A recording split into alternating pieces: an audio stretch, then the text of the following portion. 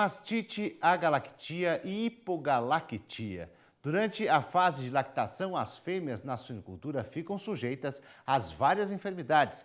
Vamos ver agora como tratar esse problema na capacitação tecnológica.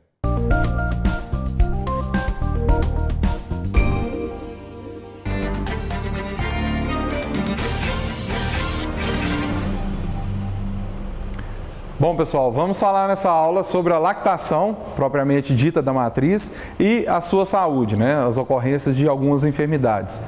Bom, falando do processo da produção do leite, né? É importante a gente lembrar aí da anatomia da glândula mamária e do processo de produção de leite, né? Então, nós temos aqui o esfíncter do teto, né? O esfíncter mamário, o ducto de condução do leite, né? De ejeção do leite, a cisterna de depósito e os alvéolos para a produção do leite, né? Através da irrigação do sangue que passa pela glândula mamária e a sua filtragem é que ocorre a produção do leite. Então, quanto mais volume sanguíneo estiver passando na glândula mamária, maior é a produção de leite, maior é a disponibilidade de leite para o leitão. Então, sempre que a gente quer maiores produtividades, a gente seleciona matrizes com alta qualidade de aparelho mamário, né? Normalmente, o aparelho mamário que está disposto de forma anterior, né, ou seja, na frente da fêmea, ele tem um calibre sanguíneo dos vasos sanguíneos que passam pela glândula maior do que o calibre que passa na glândula posterior, nas glândulas que estão dispostas na parte posterior da matriz, tá? Então, por isso, a quantidade de sangue que passa nessas glândulas é maior quando a gente compara com as glândulas posteriores. Por isso, a diferença de produtividade de cada uma. Então, se não há retirada do leite que está disponível no aparelho mamário, a gente começa a ter acúmulo de componentes no lúmen do tecido glandular, do alvéolo glandular. Esses componentes do leite, né, vão predispor a um acúmulo dos fatores de inibição da lactação. Então, com isso, a gente tem uma redução da produção do leite. É automático. Sobrou leite no aparelho mamário, vai a informação no cérebro da fêmea e avisa ela, ó, produz menos leite porque o leite que você está produzindo está sendo superior à quantidade que está sendo demandada. E a natureza se incumbe de reduzir a produção, né? Então, e outra coisa também que é importante salientar, o acúmulo de leite aumenta a pressão da glândula mamária. E aumentando a pressão da glândula mamária, nós temos uma redução do fluxo sanguíneo que está passando naquela glândula. Então, com isso também reduz a produção, tá? Se a retirada do leite não ocorrer em até 2 dias, né, se a gente tiver um prejuízo de retirada de leite em até 2 dias, nós iniciamos aí um processo de involução natural do tecido mamário. E isso pode prejudicar aí lactações futuras, né? Então, brigas por definição de tetos, excesso de movimentações de leitões e leitões muito fracos predispõem a essa ocorrência de baixa produção e redução da produção de leite. Algumas ocorrências também são observadas quando a gente tem a redução da produção do leite. Uma síndrome muito comum dentro da suinocultura é a mastite, metrite e agalaxia, né? Então, a hipogalaxia tem em torno de 24 a 96 horas após o parto e ocorre a redução da produção de leite, tá?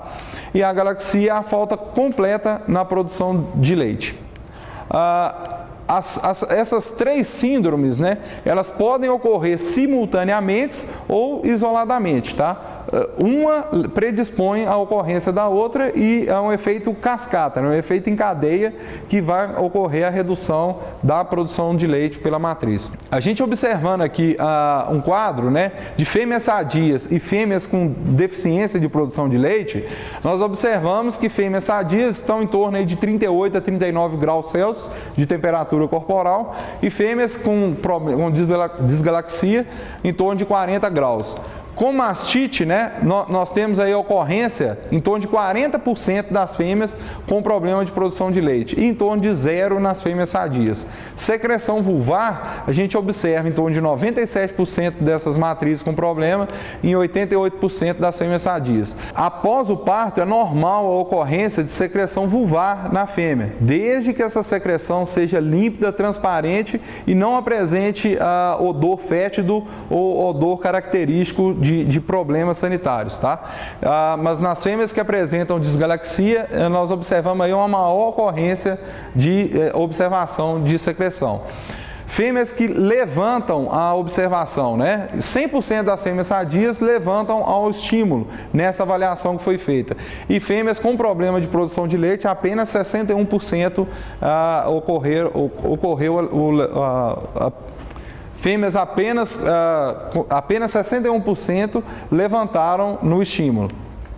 A temperatura, né, o temperamento, normalmente em torno de 20% estão apáticas, né, com problema de produção, nenhuma apática em fêmeas sadias. Fêmeas deprimidas, em torno de 68% e 1% só nas fêmeas sadias. A gente observa aí uma anorexia, né, uma deficiência, uma dificuldade na ingestão de ração, em torno de 50% nas fêmeas com problema. E o consumo de água, né, também reduz bastante nessas matrizes. Também a observação, né, são fêmeas apáticas com dificuldade até para levantar para poder beber água. Em torno de 31% contra 0 nas fêmeas sadias. E normalmente a gente observa maior índice de constipação nas mesmas. Bom, então quando a gente observa aqui, né, fêmeas que têm problema no tecido mamário, né, acabam perdendo a produção de leite em alguns tetos, né, leva um comprometimento futuro da produção. Tanto quanto leitões produzidos, quanto a quantidade de produção de leite para os partos seguintes. Nós temos aí uma observação, né, a maior ocorrência, algumas classes de matrizes, nós observamos uma ocorrência maior de problemas de produção de leite, de secagem de tetos, né? Fêmeas mais velhas têm uma maior predisposição, até pela quantidade de produção, de ciclos que ela já passou e talvez algumas injúrias que podem ter acontecido nos partos anteriores. A condição corporal também, fêmeas muito magras, ou fêmeas muito gordas, né, nós temos aí a dificuldade de produção de leite, tá? Intervenção no parto, né, falta de higiene e não medicação na realização de toque nos leva a problemas infecciosos e também a redução da produção de leite. O excesso de energia na fase gestacional também reduz a alimentação na fase de maternidade e predispõe à ocorrência de edemas mamários também, tá? Fêmeas com condição corporal ruim ao parto, né, elas não respondem a uma alimentação suplementar que a gente tenta realizar, né? São fêmeas que não tiveram uma correta produção, um correto desenvolvimento da glândula mamária na fase gestacional, então a gente tem uma debilidade aí da produção de leite. E também fêmeas de condição corporal ruim apresentam teor de gordura menor, então tem uma capacidade de imprimir peso ao leitão reduzida também. O estresse no alojamento, né, também deve se observar no momento de transferência das matrizes para a maternidade, tentar observar a redução do estresse para poder a gente ter menos perdas, né? O estresse excessivo na fêmea pode levar ela a brigar, a machucar o aparelho mamário no momento do alojamento, no momento da entrada na gaiola, e isso acaba inutilizando o teto ou o aparelho mamário, enfim, no momento da lactação da mesma, né? Observar aí fêmeas com baixo consumo, né, e infecções urinárias, fazer a correta intervenção, observar o correto manejo alimentar na fase pré e pós-parto, né, para a gente reduzir a constipação nessas fêmeas e com isso facilitar a produção de leite também, né? A contaminação ambiental também é fator predisponente para a ocorrência de mastite por contaminação, né, por porta de entrada após a mamada e realizar o processo de infecção. A gente deve também observar o uso correto de antimicrobianos, né, e anti-inflamatórios para poder, a gente tem que observar, normalmente, qual que é a fonte primária da infecção que está ocorrendo nessa matriz. Então, a gente deve tentar minimizar esse risco. Após minimizado esse risco, para diminuir a dor e o edema mamário, a gente utiliza, a gente abre mão de usar os anti-inflamatórios e no caso de infecção, no caso de presença de febril na fêmea, a gente também utiliza o antitérmico associado com o uso de antibiótico, né? Normalmente, drogas, a gente tem que tentar buscar drogas de amplo espectro para ter uma atuação mais rápida, né, frente aos diversos agentes que podem acometer na maternidade. Para a produção de leite, né, a gente deve observar a correta alocação de leitão pela capacidade de produção da fêmea, né? Então, se a fêmea tem 12 aparelhos, 12 tetos viáveis, a gente normalmente, como via de regra, a gente tenta aproveitar o máximo de produção dessa fêmea, colocando os leitões disponíveis para poder mamar. Existem alguns manejos alternados em granjas de alta prolificidade que vão ser comentados na aula referente à otimização de granjas de alta prolificidade. Mas a gente deve observar também, tentar reduzir o desgaste corporal da fêmea, sobrecarregando a mesma com excesso de leitões, tá? Observar o desenvolvimento dos leitões. Então, todas as vezes que a gente tem redução do desenvolvimento de alguns leitões, a gente tem a observação da redução da produção de leite e podemos fazer a retirada desses leitões e o uso da formação de mãe de leite também. Bom, o uso da ocitocina tem papel fundamental para determinar se o problema é de produção de leite ou se tem uma outra causa, se o problema é da mamada ou se tem alguma outra causa inerente. Se a gente utilizar a ocitocina e após a aplicação o leitão realizar a mamada corretamente, a gente deve investigar aí de outra forma, né? Se não ocorrer a mamada, né, o problema pode ser outro e a gente deve proceder à investigação. A ocorrência de cistites, né, metrites e mastites, né, estão associadas principalmente à limpeza e desinfecção da instalação, o banho das matrizes na transferência para reduzir a carga de contaminação, as intervenções no parto sem a correta observação com a medicação, tá? É importante, muito importante dentro da maternidade, a gente aferir as temperaturas corporais das matrizes após o parto. Então, matrizes que eventualmente apresentem algum risco, algum problema, elas vão apresentar variação na temperatura corporal. E principalmente aí observando a qualidade e quantidade de água, né, para poder ter a máxima produção de leite. Aqui mostrando um caso de descarga vulvar, né, por infecções geniturinárias. O impacto das infecções geniturinárias, né, normalmente decorrentes de baixa ingestão de água ou processo de mau atendimento ao parto, né, da correta medicação, aí nos impactando, né, após o desmame, em retorno ao cio, né, um aumento aí para 21% de ocorrência em fêmeas que tiveram problemas geniturinários e em torno aí de 16% de retorno ao cio nesse trabalho de 2004 em fêmeas que não tiveram problemas geniturinários. Problemas infecciosos também levam a maior mortalidade do plantel, então nós tivemos aqui em torno de 4% de mortalidade comparado com a não ocorrência de geniturinário.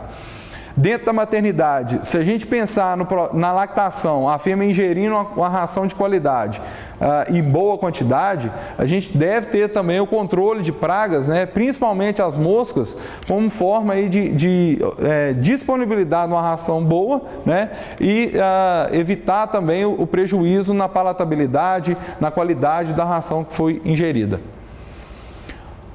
Dentro da maternidade, nós temos aí uma observação muito comum, né, de realização, a medicação da ração lactação na primeira semana pós-parto, né?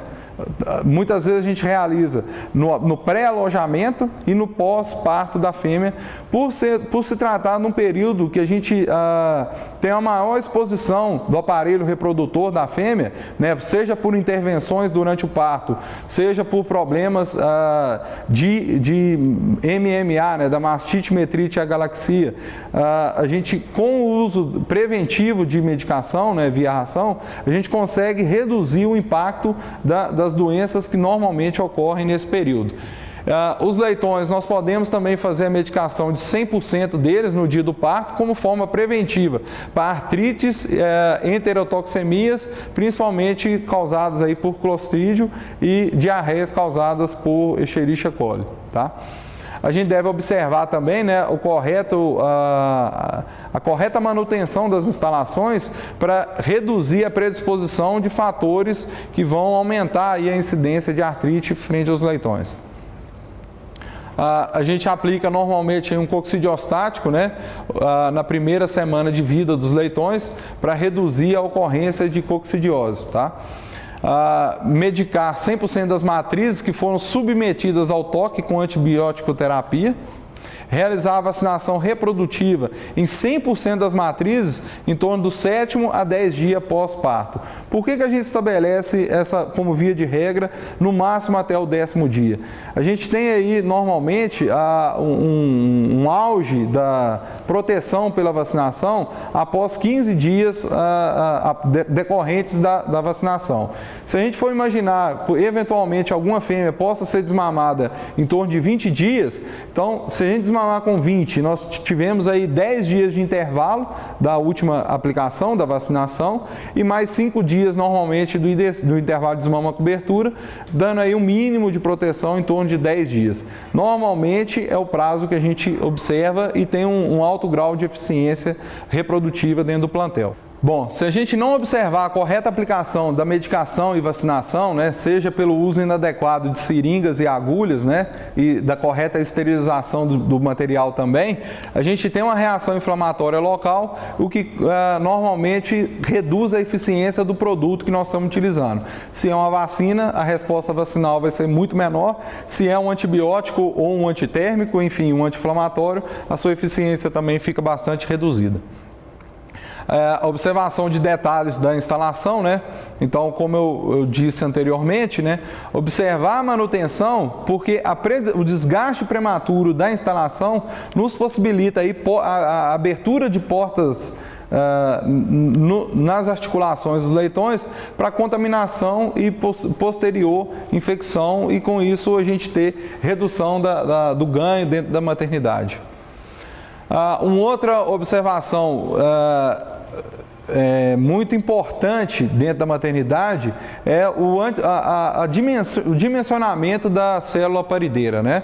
A gente tem aí algumas células, algumas gaiolas, né, que são dispostas em torno de 75 centímetros de intervalo, né, entre uma barra e outra. Isso aqui predispõe que a fêmea deite rapidamente ao chão e, eventualmente, leitões que estejam dormindo próximo da matriz vão morrer com esmagamento. Alguns casos aí chegando até 90 centímetros, né, de espaçamento, facilitando demais a fêmea deitar de forma muito rápida, muito abrupta, e o leitão não tem condições aí de rapidamente se esquivar da fêmea nesse momento. Então, o correto dimensionamento de uma gaiola de maternidade frente ao anti-esmagador é em torno de 46 a 48 centímetros, né, que dificulta a fêmea a deitar de uma única vez. Então, ela possivelmente ou deita o anterior ou deita o posterior para depois acabar completando a manobra de deitar. E isso evita, né, que ela deita primeiro o anterior, no caso dessa imagem, né, possibilitando o leitão a esquivar do raio de ação da fêmea, o que reduz drasticamente o impacto da mortalidade por esmagamento, principalmente aí leitões que estão acima do 3º dia, né? Bom, vimos nessa aula principais fatores relacionados ao processo de produção de leite da matriz e como a gente pode intervir para poder aumentar a produtividade de leite e, consequentemente, ter maior peso ao desmame, maior qualidade do leitão. Vimos também alguns manejos que são referentes à redução de mortalidade, principalmente por esmagamento, e eu agradeço a presença de todos e nos vemos numa próxima aula.